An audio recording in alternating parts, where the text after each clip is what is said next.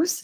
On se retrouve aujourd'hui pour une nouvelle visioconférence organisée par les accélérateurs, donc en présence de Gilles et Maria de chez Ofracar, donc qui vont vous présenter un peu toutes les assurances qui existent pour vous, Exo-École, pour vous permettre d'anticiper vos risques et de mieux vous protéger. Nous allons pouvoir, dans un premier temps, voir tout ce qui se reporte au risque automobile, les différentes assurances qui existent, mais aussi toutes les couvertures spécifiques et particulières. Et à la fin, vous pourrez poser toutes vos questions à Gilles et Maria. Donc, moi, je commence par vous présenter les accélérateurs pour ceux qui ne connaissent pas encore. Donc, c'est une communauté qui a été créée il y a 1 an maintenant par Klaxo, qui a pour vocation de vous apporter de l'information sur le secteur. Donc, à travers des visioconférences qu'on organise tous les mois, des articles de blog sur la réglementation, des sujets qui concernent le secteur auto-école. On a en place beaucoup de partenariats qui vous permettent d'obtenir des bons plans, des réductions chez eux, également qui animent les webinaires qu'on organise. Et on a aussi une plateforme WhatsApp qu'on utilise, un groupe WhatsApp sur lequel se retrouvent tous les membres, avec différents groupes pour vous permettre de trouver plus facilement des personnes pour tout ce qui concerne le recrutement, l'achat ou la revente de votre structure. Donc, il faut savoir que la communauté, elle est 100% gratuite pour les membres. Elle est ouverte à absolument tous les professionnels du secteur. Et elle regroupe actuellement plus de 1000 personnes du secteur. Donc, pour rejoindre le groupe WhatsApp et ne rien louper, c'est très simple. Vous pouvez prendre votre téléphone et flasher ce QR code qui va vous envoyer directement sur le groupe, ou alors m'envoyer un petit message à ce numéro et en me donnant votre nom, prénom, votre auto-école, et moi, je vous intégrerai directement sur le groupe WhatsApp. Je vais laisser Klaxo, qui est notre partenaire numéro 1, se présenter. Bonjour à tous. Klaxo, qu'est-ce que c'est? C'est un logiciel 100% connecté pour la gestion des auto-écoles. Donc, on a beaucoup de partenaires comme CER. Nous, ça fait presque 5 ans que nous existons. La solution Klaxo, qu'est-ce que c'est? C'est en 3 mots: simplicité, connectivité et mobilité. On souhaite digitaliser 100% de l'auto-école avec 5 ou 6 grosses briques. Donc, le planning, où il y a des réservations en ligne. Au niveau de la pédagogie, nous avons les livrets numériques. Donc, ce qui est transmis à la DSR, ce sont les livrets plus le planning pour avoir le maximum d'informations et le maximum de TP qui sont remontés. Au niveau administratif, on est connecté directement à l'ANTS, ce qui vous permettra de digitaliser complètement cette démarche et vous faire gagner énormément de temps. Au niveau du paiement, c'est pareil. Vous avez des paiements en ligne avec une boutique, des renvois automatiques de factures et également d'encaissement. Et au niveau du tableau de bord, comme je disais tout à l'heure, 100% connecté avec la DSR. Vous retrouverez vos taux de réussite, des statistiques clés également qui permettront de gérer au mieux votre auto-école. De gros partenaires qui sont directement dans la solution Klaxo. Donc, par exemple, pour le simulateur, au niveau du code en ligne, on travaille directement avec Edizer. Au niveau des photos, au niveau des paiements en ligne, au niveau de Stripe également pour les paiements, Klarna. Au niveau de la NTS, comme je disais tout à l'heure, les démarches sont 100% digitalisées. Donc, vous avez des moyens de réclamer à vos élèves les documents. C'est envoyé au représentant légal et à l'élève également pour avoir le maximum de chances pour que la démarche se fasse rapidement. Rendez-vous permis et connecté directement à Klaxo. Plus besoin d'aller sur la page rendez-vous permis et donc d'inscrire sous mandat vos élèves. C'est directement relié à Klaxo et également au Opinion System pour tout ce qui est labellisation. Merci beaucoup Loïc. On vient de mettre dans le chat un petit lien pour ceux qui sont intéressés pour booker une démo. Du coup, je vous laisse au Fracard. Alors, je vais vous présenter donc Gilles. Donc Gilles, chargé de clientèle en risque d'entreprise au sein donc, du cabinet Ofracar et responsable du développement de la branche auto-école. Et donc Maria, donc, qui m'accompagne depuis quelques années, donc pareil, qui est chargée de clientèle, donc au risque d'entreprise. Et on circule beaucoup sur le territoire, notamment à l'occasion de certains salons qu'on évoquera tout à l'heure. Alors, la question de l'assurance, vaste sujet, hein. Alors, tout le monde sait, tout le monde est assuré, bien évidemment, mais je vais quand même rappeler le petit principe de l'assurance. Donc, il s'agit de transférer une charge financière, excusez-moi, je lis ma définition, hein, d'un risque en contrepartie d'une cotisation. On ne veut pas assumer un risque, on paye une cotisation et on transfère ce risque-là à l'assureur. Le deuxième principe important, hein, pour qu'il y ait de l'assurance, il faut qu'il y ait de l'aléa. Donc, ça va être tout le sujet des années à venir sur les catastrophes naturelles. Est-ce qu'il y a toujours de l'aléa, pas de l'aléa? Donc, un vrai débat de fond sur toutes les professions.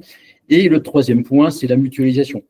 Bien évidemment, quand on a un corps de métier comme celui des auto-écoles, on mutualise le risque sur l'ensemble de la profession. Ce sont ces trois piliers-là qui sont les critères de l'assurance. En conclusion, la présentation qu'on va vous faire donc, juste après, en fait, on va vous rappeler les grandes familles de l'assurance, hein. Donc Marine l'a déjà évoqué tout à l'heure, et on va vous dire ce qui sont vraiment les critères, qu'est-ce qui est important, qu'est-ce qui n'est pas important dans votre démarche d'assurance. On a tous des contrats, ce sont des contrats types. Est-ce que j'ai les bonnes garanties? Est-ce que j'ai des garanties adaptées à ma situation? Et on va commencer par le risque automobile. Alors, le risque automobile, c'est pour vous le risque le plus important dans votre profession, le risque numéro 1. Mais savez-vous quelles sont les garanties qui sont vraiment obligatoires dans le cadre de l'assurance automobile? Eh bien, comme vous le voyez là sur le diapo, la seule garantie qui est vraiment obligatoire dans le cadre du risque automobile, c'est la responsabilité civile. La responsabilité civile, ça va être la garantie qui va vous assurer et qui va assurer le tiers dans le cadre d'un accident, d'un sinistre. Cette garantie responsabilité civile, elle va se manifester sur les contrats d'assurance via une taxe que tout le monde règle au niveau de sa prime. En ce qui concerne les autres garanties, ce sont des garanties qui sont essentielles, qui sont très importantes, notamment la garantie dommage ou pour risque, les garanties vol, incendie, brise-glace, qui ne sont pas obligatoires, mais qui peuvent le devenir si vous avez des véhicules en location ou en financement. La garantie perte financière, donc cette garantie n'est pas obligatoire, néanmoins importante, notamment puisque vous avez souvent des véhicules en leasing. Dans ce cas-là, donc la garantie est obligatoire, mais attention, cette garantie peut être déjà présente sur votre contrat de leasing, mais pas forcément. Et dans le cas où elle n'est pas présente sur le contrat de leasing, il conviendra de la prendre dans le contrat d'assurance. Il faut néanmoins vérifier de ne pas l'avoir en doublon. En ce qui concerne donc la garantie des accessoires, les accessoires, ça va être les doubles commandes, les décorations publicitaires, la protection des motos. Donc, ce n'est pas une garantie obligatoire qui reste néanmoins quand même importante à vérifier si elle est présente ou non dans vos contrats d'assurance. Enfin, pour ce qui est de la garantie, donc assistance au véhicule, là, on entendra qu'il s'agit de la garantie assistance 0 km, puisque globalement, les contrats d'assurance prévoient une garantie à 25 km. Il est quand même important de vérifier, de savoir en fonction des besoins, s'il faut prendre ou pas l'assistance 0 km qui va permettre d'avoir un dépannage, un remorquage à partir de chez vous, voilà, qu'il n'y a pas de limitation de kilomètres. Juste une petite remarque sur l'assurance de responsabilité civile. Donc, vous êtes tous, en tout cas pour les gens qui sont exploitants auto-école, vous avez tous un agrément préfectoral. Et vous savez bien que pour la demande d'agrément préfectoral ou son renouvellement, l'administration vous demande une attestation d'assurance indiquant que vos véhicules sont couverts en responsabilité civile, y compris les personnes transportées, dont l'inspecteur du permis de conduire. C'est ça, cette garantie fondamentale, la garantie obligatoire qui est la première ligne, qui est la seule garantie obligatoire, légalement obligatoire, c'est celle-là qui nous permet de générer ces fameuses attestations dont vous avez besoin pour les renouvellements d'agrément. Voilà, donc nous allons maintenant passer donc, à l'assurance de la responsabilité entreprise. Et donc, je laisse la parole à Gilles. Donc, la responsabilité civile, c'est le principe, j'aime bien les principes, il s'agit donc du Code civil, il s'agit de réparer les dommages qu'on peut causer aux autres. Alors, tas de sujets, il y a des tas de responsabilités civiles. Vous avez, dans le cadre de votre assurance habitation, vous avez une responsabilité civile pour le chien et pour les dommages que vous pourriez causer donc à vos voisins. Eh ben, pour l'entreprise, ça va être la même chose. Donc, on a une responsabilité civile d'activité qui est liée donc aux dommages que vous pourriez causer du fait de votre activité. Alors là, moi, je pense principalement en numéro 1 aux activités de deux roues. Hein. C'est là où on a des mises en cause de temps en temps d'élèves disant, dans le cadre de ma formation, l'entreprise n'a pas fait tout ce qu'il fallait et ça m'a occasionné des dommages. C'est le risque numéro 1 dans votre profession. En automobile, on a assez peu de sinistres de responsabilité civile d'entreprise. Par contre, en deux roues, voire en formation professionnelle sur les cassettes, sur les permis poids lourds, la responsabilité civile, je l'ai mis en essentiel, hein, vous remarquerez, hein. Elle n'est pas obligatoire, légalement parlant. Vous n'avez aucune obligation légale de souscrire une responsabilité civile. À mon avis, il faudrait être fou pour ne pas la souscrire. Hein. Il y a un deuxième volet de la responsabilité civile, c'est la partie professionnelle. Vous avez un rôle, notamment un rôle administratif, dans la constitution du permis de conduire, des dossiers de permis de conduire. À cette occasion-là, il peut y avoir des omissions et des erreurs faites dans vos dossiers et qui peut générer une mise en cause de votre entreprise. Alors, pour l'instant, et en plus de 25 ans de pratique, je n'ai jamais eu de cas de ce type-là, mais ce n'est pas parce que c'est jamais arrivé qu'on n'aura pas. Par contre, on a déjà eu des cas de mise en cause sur des formations qui avaient été faites, qui n'avaient pas été remplies correctement et qui avaient engendré une annulation d'une subvention pour une formation. On était plutôt dans une formation professionnelle. Donc, cette responsabilité civile qui est différente de la première, parce que dans la première, on est plutôt sur les dommages matériels ou corporels. Cette deuxième, elle est purement liée à des faits liés à votre activité. Pour faire simple. J'ai rajouté une troisième, dont on va reparler après dans l'assurance des locaux, qui est une assurance obligatoire de responsabilité. Quand vous souscrivez un bail pour vos locaux, et vous avez forcément des locaux puisque c'est obligatoire, vous souscrivez dans le bail une obligation d'indemniser le propriétaire si vous lui causez des dommages. C'est la seule obligation que vous avez en responsabilité civile non automobile. Vous devez réparation à votre propriétaire. J'ai rajouté une garantie qui n'est pas obligatoire, mais qu'on recommande très fortement. J'allais dire que dès que la structure auto-école ou centre de formation prend un peu d'ampleur, on commence à avoir des effectifs plus importants, un chiffre d'affaires qui dépasse le million d'euros, où le dirigeant s'est engagé financièrement dans l'entreprise. Mais la responsabilité civile des mandataires sociaux, c'est une mise en cause personnelle du dirigeant qui a commis une faute ou qui n'a pas commis de faute, mais en tout cas qui est mise en cause et qui va devoir indemniser sur son patrimoine personnel les dommages qu'il a causés. Alors c'est pareil, je n'ai pas eu beaucoup d'exemples, mais j'en ai quand même un qui a été quand même un cas avec un corporel très important, hein, puisque en fait un intervenant s'est fait broyer par une grue lors d'une formation CACES.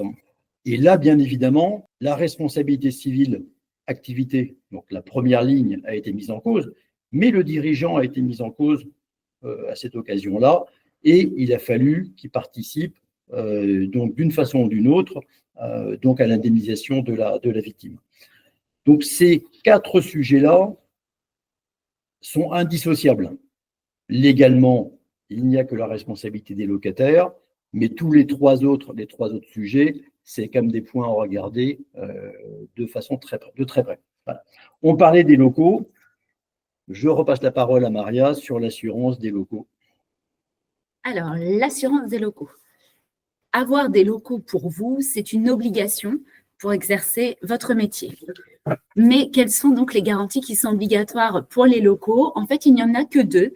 Les seules garanties obligatoires, c'est tout d'abord la garantie catastrophe naturelle, là aussi matérialisée sous forme d'une taxe au niveau de la prime d'assurance, et la garantie dommage-ouvrage, mais qui est réservée uniquement si vous faites construire. Voilà. Néanmoins, il est évidemment essentiel de s'assurer pour toutes les garanties qui sont incendie, dégâts des eaux, vol, bris de glace, bris d'enseigne, bris de vitre. ça paraît évident de s'assurer pour ces garanties. On va retrouver aussi la garantie bris de machine, qui peut être importante si vous avez un simulateur, puisque cette garantie va permettre de vous indemniser dans le cas où le simulateur sera net volé ou dégradé. Je vais également attirer votre attention en particulier sur la garantie cyber. Donc, le risque cyber aujourd'hui, comme vous devez le savoir, est un risque qui est de plus en plus fréquent. C'est un risque et vous, dans votre profession, vous pouvez vous faire pirater. En effet, on vous confie tous les jours des données qui sont confidentielles, des cartes d'identité, des RIB, des justificatifs de domicile. Vous êtes donc à risque. Et cette garantie cyber va permettre de vous indemniser donc pour votre responsabilité civile, pour la perte d'exploitation qui va entraîner l'arrêt de votre activité et la perte de matériel informatique. Donc, c'est une garantie qui n'est pas négligeable et qu'il faut donc prendre en compte. Voilà, je redonne la parole à Gilles pour la partie protection juridique. Excusez-nous pour ce catalogue, mais ça fait partie des choix que vous devez faire en tant que chef d'entreprise. Est-ce que je me couvre pour ceci? Est-ce que je me couvre pour cela? La question suivante de la protection juridique rentre dans ce débat-là. Alors, qu'est-ce que la protection juridique?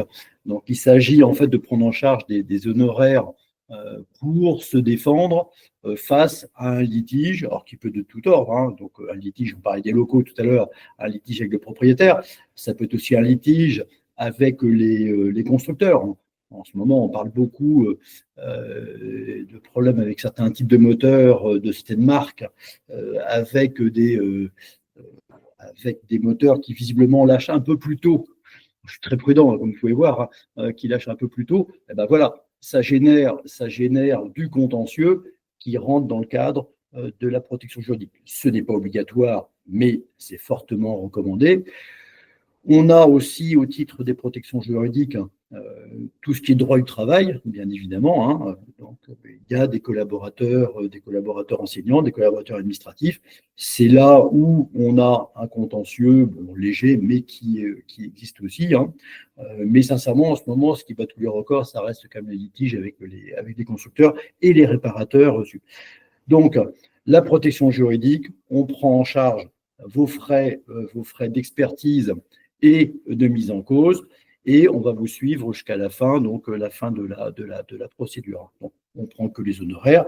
Bien évidemment, les indemnités, c'est vous qui les touchez, s'il y a indemnité. S'il n'y a pas d'indemnité, bien sûr, on aura participé à monter le dossier, mais tous les dossiers n'aboutissent pas devant la justice. Mais dans une situation un peu contentieuse, comme est le monde de l'entreprise de nos jours, la protection juridique, ce n'est pas du luxe. Après, dans votre métier, on a quand même des choses qu'on ne trouve pas spécifiquement dans d'autres professions. Donc, l'individu accident, alors je finirai par ça, mais la garantie financière. Bien évidemment, par moment on est spécialisé en auto-école, il est difficile de ne pas proposer de garantie financière. Donc, la garantie financière, je ne vais pas vous expliquer ce que c'est, parce que tout le monde doit connaître, bien évidemment. C'est une garantie obligatoire, puisque si vous ne souscrivez pas de garantie financière, vous ne pouvez pas accéder à certains types de formations, ou en tout cas à leur financement. Donc, on propose ce type de choses avec plusieurs partenaires. Concernant l'individu accident, là, je reviens un petit peu sur certains types de formations qui génèrent un peu plus de sinistres, et je pense aux formations de roues. Les formations de roues, c'est une formation qui est, par nature, la formation est plus délicate, puisqu'il n'y a pas de double commande sur les motos, et on n'a pas encore trouvé des petites motos avec des petites roulettes à l'arrière, et avec une télécommande. Donc, c'est là où on a régulièrement donc des chutes entraînant donc des dommages corporels ou des dommages matériels, ou en tout cas des frais vestimentaires généralement. Et qu'est-ce qu'on peut faire de tout ça? En principe, en droit, l'élève, il est responsable du véhicule, puisqu'il est le seul conducteur. Donc, en cas de chute, alors je parle de chute seule, bien évidemment, il se cause un dommage à lui-même. Donc, au niveau assurance du risque automobile dont on parlait tout à l'heure, l'indemnisation n'est pas automatique chez l'assureur. Elle devient automatique à partir du moment où vous avez souscrit une individuelle accident pour le compte d'eux. C'est-à-dire que vous souscrivez, vous, entreprise, une protection pour votre élève qui n'est pas vous, qui n'est pas un de vos collaborateurs, mais qui est votre client. Cette couverture-là, en fonction des assureurs, elle est plus ou moins importante. Nous, on recommande plutôt une protection qui va prendre en charge les frais médicaux, décès, invalidité, choses comme ça, donc des choses marrantes, hein, mais aussi les frais vestimentaires. Et là, on travaille beaucoup en ce moment avec la multiplication, et c'est une très bonne chose, d'auto-écoles, de moto-écoles qui proposent, qui fournissent à leurs élèves des gilets airbags. On est en train de voir comment on va faire pour prendre ce type de choses, parce que ce gilet airbag a l'avantage de limiter les dommages corporels de l'élève, et c'est une très bonne chose, mais ce n'est pas, c'est pas un vêtement qui appartient à l'élève, donc on a une question de définition dessus. Mais l'individu accident, ça me paraît la chose indispensable, enfin, en tout cas essentielle, pas obligatoire, mais essentielle à souscrire. Pourquoi? Parce que dans un deuxième temps, un élève qui est mal indemnisé pour ses frais vestimentaires, eh bien, il va chercher votre responsabilité en disant je suis tombé, c'est votre faute, parce que la moto n'était pas adaptée, parce que la météo n'était pas adaptée, parce que il y a tas de bonnes raisons, parce que le moniteur n'a pas bien fait son travail. Voilà. C'est ce type de dossier qu'on a régulièrement, et on a réglé ces dernières années des très gros dossiers en ce sens-là, où on disait voilà, monsieur le professionnel, vous êtes mis en cause et on va vous condamner parce que l'élève n'était pas dans un cadre de sécurité absolue, ce qui est quand même très difficile dans une opération de formation. Donc, on recommande dans vos contrats d'assurance, de demander une individu accident. Alors, donc, les gens qui sont chez CER, ils peuvent passer par Kickoff, par exemple, et souscrire ce type de contrat. Ceux qui n'ont pas accès à ce type de choses, on a des solutions pour intégrer ça dans les contrats d'assurance. Je finirai là-dessus en quelques minutes, parce qu'on a parlé beaucoup de RC, on a parlé beaucoup de bagnoles, on a parlé de moto, etc. La personne la plus importante, à mon avis, c'est donc la personne de l'exploitant. Alors, moi, je vais retenir que deux critères principalement. L'exploitant, souvent un travailleur non salarié, même si on a de plus en plus de sociétés anonymes, de SAS, généralement, la typologie d'un dirigeant d'une auto-école, de titulaire d'agrément, c'est souvent un travailleur non salarié, donc un gérant de SARL, dont la protection sociale est quand même assez limitée. Donc, bien évidemment, il y a des garanties à souscrire. Moi, j'en retiens deux. Une bonne garantie de prévoyance pour couvrir l'arrêt de travail. Souvent, le titulaire de l'agrément, il fait tout dans l'entreprise. C'est-à-dire que c'est lui qui a les codes pour rendez-vous permis, il a tout. Il a tout. Donc, souvent, c'est lui qui a aussi toutes les mentions pour faire toutes les formations. Donc, avoir une garantie couvrant sa perte de revenus dans ces cas-là est indispensable. Mais j'allais rajouter que la garantie homme-clé est importante. Si vous êtes le seul à avoir dans l'entreprise, à avoir la mention 2 roues, bien évidemment, s'il y a un arrêt de travail, le chiffre d'affaires tombe. La décès, incapacité et frais généraux, tout ça, c'est le bénéficiaire, c'est vous, en tant que travailleur indépendant, compenser votre perte de revenus. La garantie homme-clé, c'est une indemnisation qu'on va faire à l'entreprise pour couvrir cette perte de chiffre d'affaires parce que les formations ne se font pas, parce que le dirigeant est en incapacité de les réaliser. C'est vraiment ces deux points-là sur lesquels j'insiste. On ne peut pas parler que de voitures, il faut parler aussi des personnes qui sont indispensables. Voilà, écoutez, moi, j'ai fini pour ma partie. La petite conclusion. Le petit mot de la fin, voilà. Donc, on espère que tout ça vous aura apporté des choses, vous aura appris des choses. Quoi qu'il en soit, si vous souhaitez nous rencontrer, nous serons présents donc, au congrès de Mobiliance à Clermont-Ferrand en juin prochain et au congrès de l'Unique en décembre prochain à Strasbourg. En attendant, on est évidemment disponible par mail, par téléphone ou dans nos 15 agences. Voilà, donc n'hésitez pas. Merci beaucoup à tous les deux. Je vois qu'en effet, ça a suscité quelques questions dans le chat. Donc, je vais vous les poser. Donc, on a Loïc qui demande s'il a un accident avec son élève qui est responsable, comment est-ce qu'il est mis en cause? Est-ce que Loïc est parmi nous? En fait, c'était plus pour le A, en fait, parce que c'est compliqué d'avoir une assurance qui assure vraiment l'élève vu qu'il conduit tout seul. Oui. Qu'est-ce que les assurances proposent par rapport à ça et comment moi je peux être mise en cause? L'élève a un accident avec la moto et il est blessé. Et donc, qui est responsable alors que c'était lui qui conduisait, quoi. Alors voilà, donc moi je vais parler d'un dossier. Alors bon, excusez-moi, mais bon, c'est notre travail. Donc il y a 5 ans, 7 ans, la Cour de cassation a décidé considérer que l'auto-école était responsable pour 50% des dommages dans l'affaire suivante. Donc un élève s'est plaint d'avoir froid lors d'une leçon de moto au mois de novembre. Le moniteur lui a conseillé de se réchauffer les mains en faisant un tour, etc. L'élève a insisté pour continuer. Il avait payé, il a insisté pour continuer ses leçons de conduite.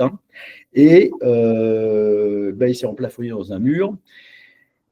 Il a perdu l'usage de sa main partiellement de sa main droite. Donc, et l'auto-école a été condamnée à 400 000 € de dommages et intérêts.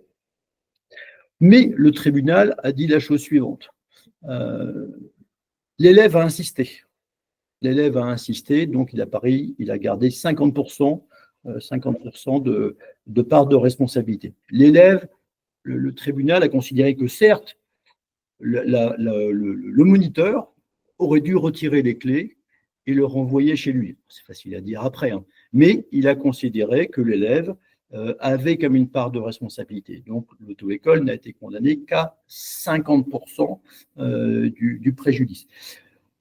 Le tribunal a considéré aussi que le contrat d'assurance qui avait été souscrit et que le contrat de formation avait été mis dans un cadre qui était assez avantageux, puisque le contrat prévoyait la fameuse individuelle accident dont je vous ai parlé tout à l'heure. Donc, une partie de l'indemnisation de la victime a été faite par ce contrat qui a été souscrit par l'entreprise au bénéfice de ses élèves. Oui, la démarche, comment elle va? C'est là où on voit que les garanties d'assurance, quand elles sont bien souscrites, le tribunal peut quand même considérer ça. Et dans tous les cas, les 400 000 € que je citais ont été payés par l'assureur, puisque dans le cadre de la responsabilité civile que j'ai évoquée tout à l'heure, responsabilité civile exploitation, moi, entreprise, j'ai causé un dommage à un tiers. Il n'y a pas de faute personnelle en tant que telle, mais c'est comme ça. Il y a un dommage, c'est lié à l'activité. J'imagine que le tribunal a vérifié que tout était conforme, que les erreurs de leçon étaient bien marquées dans le carnet, etc., etc., etc. Mais voilà, l'assurance, elle sert à ça. Voilà. Ça ne répare pas tout, mais on intervient dans ces cas-là. Donc, l'élève a bien été considéré comme étant responsable de ses propres dommages pour 50%, mais l'entreprise était considérée comme étant responsable de l'organisation générale de la séance de formation. Est-ce que ça répond à votre question, Loïc? Oui, très bien. Merci. C'est pas très ouf. Ça fait peur, mais l'assurance est faite pour ça. Alors, il y a une autre question dans le chat de Julien de Slow Conduite qui demande si j'ai un accident matériel avec un élève et que notre véhicule n'est pas responsable, il rembourse la leçon de l'élève, en sachant que la leçon ne peut pas être complète, remplissage du constat, choc émotionnel, etc. C'est une bonne question. C'est une très bonne question. La perte d'exploitation, donc on a un accident non responsable, c'est ça? Oui, ouais. Je ne sais pas si vous m'entendez, mais oui, en fait, on s'est fait rentrer dedans en feu rouge. Pas grave du tout, mais matériel, un petit peu de pare-choc, etc. Mais derrière, le temps de remplir le constat, etc. Sur une leçon d'1 heure, forcément, il y a 30 minutes qui partent dans le vent. Et puis l'élève n'était pas, c'était sa troisième leçon, donc elle ne se sentait pas capable de poursuivre, en fait. Donc derrière, il y a un travail aussi un peu psy à faire avec les parents également, parce qu'elle était mineure, qui ont été accompagnés. Donc voilà, il y a toute cette démarche qui et moi, mon assureur m'a dit la leçon, c'est pas nous qui allons la prendre en charge, et on a appris après que la personne qui nous est rentrée dedans n'était pas assurée. Donc voilà. Alors, Maria, tu veux répondre.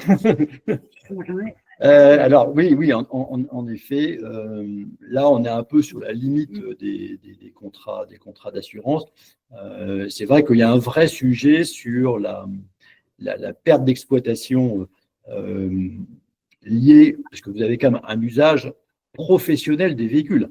Hein, vous ne promenez pas dans les villes avec vos décorations et vos doubles commandes pour rien, c'est qu'il y a un travail derrière. Et bien évidemment, à partir du moment où il y a un dommage qui vous empêche de travailler, il y a bien un préjudice. Cela étant dit, dans le cadre de l'assurance automobile, en fait, la plupart des sinistres sont gérés entre assureurs dans le cadre d'une convention dont vous avez peut-être entendu parler, donc la convention IRSA, où à partir du moment où il n'y a pas de corporel, où un véhicule de l'armée n'est pas, ou de la police n'est pas impliqué, où ce n'est pas un véhicule étranger, où les deux parties sont bien assurées, et là c'est un peu votre cas à vous, hein, et qu'il n'y a pas de corporel, j'ai déjà dit, ou que ça ne dépasse pas 30 000 euros, et ben, dans ces cas-là, on est dans le cadre de la convention, qui est un système d'indemnisation rapide, c'est-à-dire que on regarde qui est responsable, chaque assureur prend en charge vos dommages, et l'assureur responsable va vous verser la franchise. Mais là, il n'y a pas d'assureur. Bon, là, il n'y a pas d'assureur dans votre cas. Donc, concernant donc la perte d'exploitation du véhicule, quand on est dans ce cadre-là, il n'y a pas de possibilité. Il y a un abandon de recours entre assureurs pour faire quoi que ce soit. Si on est en dehors de ce cadre-là, en effet, on peut aller chercher la responsabilité de l'assureur. Mais bon, ça veut dire qu'il y a du corporel, ça veut dire qu'il n'y a pas plus de 30 000 euros. Voilà, c'est quand même des cas qui ne sont pas les plus marrants. Mais là, on revient vers une phase judiciaire. Et dans ces cas-là, votre indemnisation, elle est reculée d'autant, puisque ça va prendre des semaines, voire des mois, voire des années. Alors, bien évidemment, vous êtes assuré en tout risque. C'est une garantie qui vous appartient. Donc, on vous paiera les dommages de votre véhicule. On retiendra la franchise parce que pendant le processus, et on pourra, si vous arrivez à chiffrer cette perte d'exploitation, on pourra la mettre dans le dossier. Mais on mettra 6 mois, 1 an, 2 ans, 3 ans, ça fera beaucoup d'allers-retours, mais sur le principe, ce n'est pas impossible. Voilà. Mais ce n'est pas les cas les plus fréquents, hein, je dois vous dire. Et vous, en plus, dans votre cas, c'est Julien, ça, hein? Oui. Dans votre cas, le tiers n'est pas assuré. Donc, si vous n'êtes pas assuré en tout risque, c'est embêtant pour votre voiture. Si vous êtes assuré en tout risque, vous perdez la franchise. Ouais. Donc, pour vous, double préjudice. Hein. Ouais. Est-ce qu'il n'aurait pas mieux valu à ce moment-là mettre du corporel, même si c'était léger? Vous savez, la case blessure, même légère. Est-ce que ça aurait été différent dans le traitement? Alors, au final, mon assureur va quand même payer les 65 euros de la leçon, parce que j'ai un peu insisté, et puis que voilà. Mais c'est vrai que j'attends encore ce virement, et pour l'instant, sur le compte de l'élève, on a un débit d'une facture qui reste à payer. On va être plutôt dans le cadre de l'accord commercial que de l'accord contractuel. Ouais. Hein. Votre contrat d'assurance ne prévoit pas d'indemnisation de ce type-là. Ce que vous allez par contre perdre quasiment, ça c'est certain, hein, c'est la franchise, puisque la franchise est versée par l'assureur du tiers responsable qui n'était pas assuré. Mais on en revient à la présentation que faisait Maria tout à l'heure. Hein. Votre élève aurait pu être blessé par un tiers responsable. Et bien dans ces cas-là, vu que l'assurance automobile en France est obligatoire, qu'on prend en charge les dommages corporels de façon illimitée, si ce n'est pas l'assureur du tiers qui prend en charge, c'est le fonds de garantie. Et tout à l'heure, Maria a évoqué une taxe de 32% qui est gigantesque, hein, sur le volet RC automobile de vos contrats, parce qu'on a tous des voitures a priori, hein, et ben cette somme-là sert à alimenter le fonds de garantie qui prendra en charge les dommages corporels subis par votre élève. Et là, alors après, vous encouragez à mettre une croix corporelle. L'assureur provisionne quand même, ça va peser sur votre dossier à un moment ou à l'autre. Et s'il n'y a pas de suite, voilà. J'ai une dernière question, c'est Monique qui demande si on peut souscrire à vos assurances depuis la Martinique. Alors moi directement, on n'a pas d'habilitation pour la Martinique, mais par contre on a un partenaire qui parce qu'en fait Maria parlait tout à l'heure aussi des catastrophes naturelles. Le régime France métropolitaine n'est pas le même que celui de la Réunion et de la Martinique. Donc en fait, il faut une dérogation particulière pour le site qu'on n'a pas en tant que courtier installé en France. Mais par contre, on a un partenaire qui peut garantir, qui me donne les contacts, et puis je l'enverrai ce partenaire aussi bien pour assurer les locaux que. Bon bah super. Une dernière question aussi qui était quel est l'avantage d'adhérer à Offracar? Qu'est-ce que vous proposez de mieux que des assurances qui ne sont pas orientées spécifiquement vers les auto-écoles?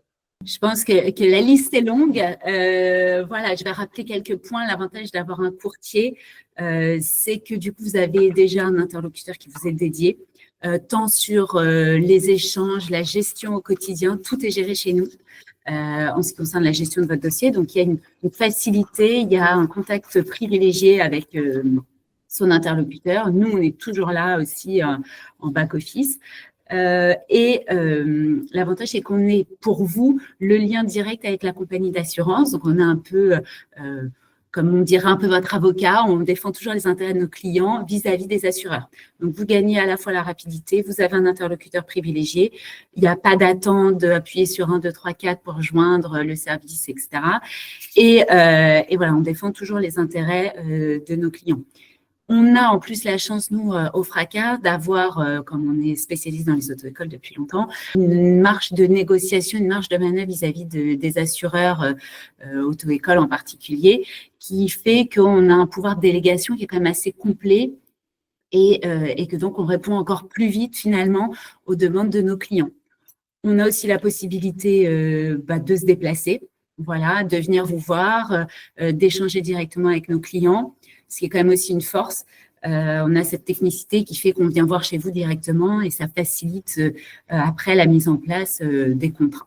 Voilà ce que j'aurais à dire. Je ne sais pas si Gilles, tu as autre chose à ajouter sur l'avantage qu'on a. C'est plus de 300 polices dédiées aux auto-écoles et aux centres de formation pour qu'on gère ce portefeuille-là. Et puis surtout, je pense que les gens, ils apprécient, c'est qu'on a une certaine habitude de votre profession, donc on ne tombe pas du ciel quand vous faites des demandes un peu particulières, et votre profession est assez particulière, profession réglementée, vous êtes très peu nombreux finalement, vous êtes 10 000 en France, la problématique tout simplement de gens qui conduisent des véhicules et qui n'ont pas le permis de conduire. Il ne faut jamais oublier ça. Vous êtes une profession réglementée, il y a quand même des caractéristiques, et donc c'est toute expérience-là qui fait que on arrive à parler le même langage que vous. Et puis, en tant que courtier, on est là pour trouver des solutions sur des questions parfois qui sont un peu bizarres. Merci beaucoup pour cette présentation, Gilles et Maria. Merci à vous. Merci à tous ceux qui ont participé. Merci pour votre intérêt, pour vos questions. Et puis, on reste joignables, Gilles et Maria, comme moi, pour répondre à vos questions.